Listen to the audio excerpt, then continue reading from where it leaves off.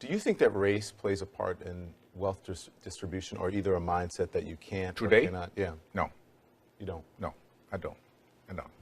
Hey, you and I, we're proof. Why would race have anything to do with it? Put your mind to what you want to do and go for that. I want to do something a little different. Instead of presenting my view and making a conclusion, I'm just going to pose a question. And the question is, if the Black Lives Matter premise that black people in America are being systemically oppressed is true, then why are black immigrants doing so well overall? Now, we know Asians outperform all major racial demographics, including whites in education and medium income level, but if you look at subgroups, Nigerians outperform Asians.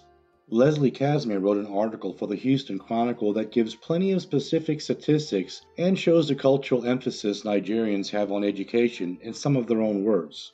Farouk Uda, 32, a Nigerian-American physical therapist at Memorial Hermann Texas Medical Center, told her, "If you see an average Nigerian family, everybody has a college degree these days, but a postgraduate degree, that's like pride for the family."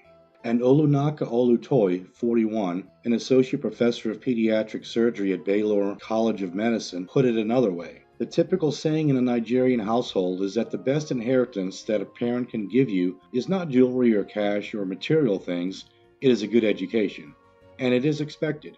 And economist and author Thomas Sowell has an interesting take on why low-income immigrant groups outperform the native underclass who seem to be stuck at the bottom. And his take is that the welfare state ideology is destroying the American dream. In an article he wrote last year, he notes, "Despite many who argue that black Americans cannot rise because of racist barriers, black immigrants rise. A majority of the black students at Harvard are from Africa or the Caribbean, and Nigerians are already markedly overrepresented at Wall Street investment banks and blue-chip law firms."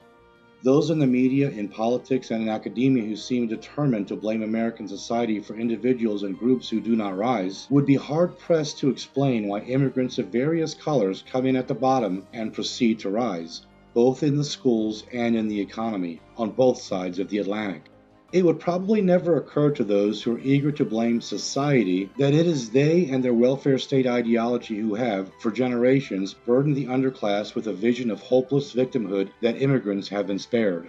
By the time various immigrant groups have been here for generations, they've already risen, despite the welfare state ideology that says they cannot rise. That so many in the media and in academia who proclaim the end of social mobility in America leave out the fact that the data they cite does not include various immigrant groups tells you all you need to know about them. And so, once again, I pose the question, if black people in America are victims of a system that's rigged against them because of the color of their skin, like Black Lives Matter says, then why are Nigerians doing so well overall? Here is a great story for you. You're about to meet a New York whiz kid who has been accepted to every college he applied to, including all 8 Ivy League schools, and now all he has to do is choose. Harold Eke is a senior at Elmont Memorial High School. He joins us live now. Congratulations. Thank you. For all the parents watching right now whose kids want to go to a great college, how did you do it? I would say I worked pretty hard. I definitely tried to apply myself and try to take advantage of every opportunity that was afforded to me in my high school. And I'd say I'm pretty self-motivated.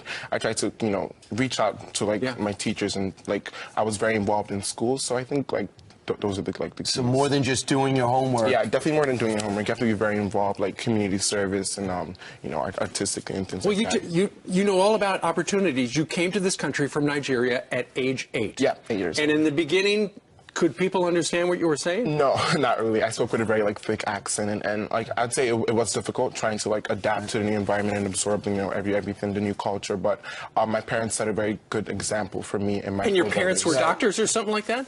No, they were just they worked at Target at first when they were clerks at Target. Yeah, they definitely struggled, to find stable jobs to support my family. So now, as you apply to these Ivy League schools and the acceptance start coming in, what are you thinking?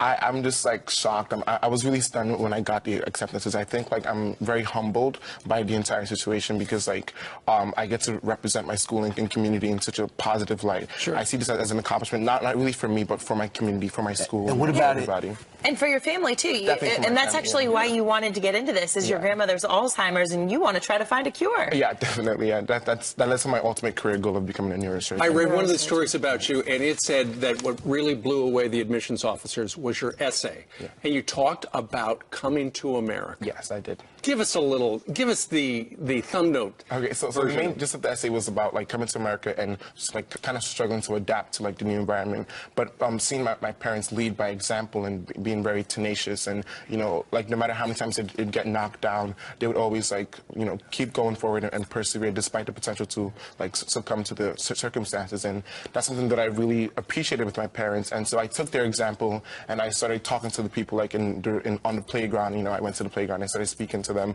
and I tried to apply myself to the new environment and try to really absorb. It's interesting. Instead of letting me wonder if they're going to accept me, you want to put yourself out there and say, I dare you not to accept me almost. Yeah. So here it is. Now you're on the cover of Newsday over the weekend. This is like the second, it's incredible. Now, crazy. they even got word back in Nigeria about your success. What's the reaction been? They're very, very excited. Like my grandmother called me and she's like so excited. She's like ecstatic.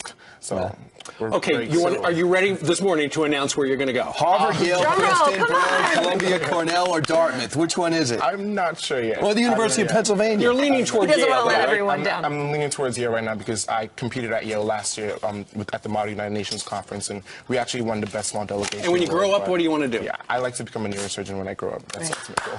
Ladies and gentlemen, Hopefully what a you do story. find a cure for Alzheimer's, too. I'll try my best. Thank Yeah. you. All right, just don't forget about us, all Yeah, right? of course not. Good luck to you, Harold. Good luck. much. And let us know Thank your you. decision. We'd like you to come back after you announce and tell us what went into it. Okay, sure. Great. All right. All Thank you. right, let the recruiting begin. Harold, good job.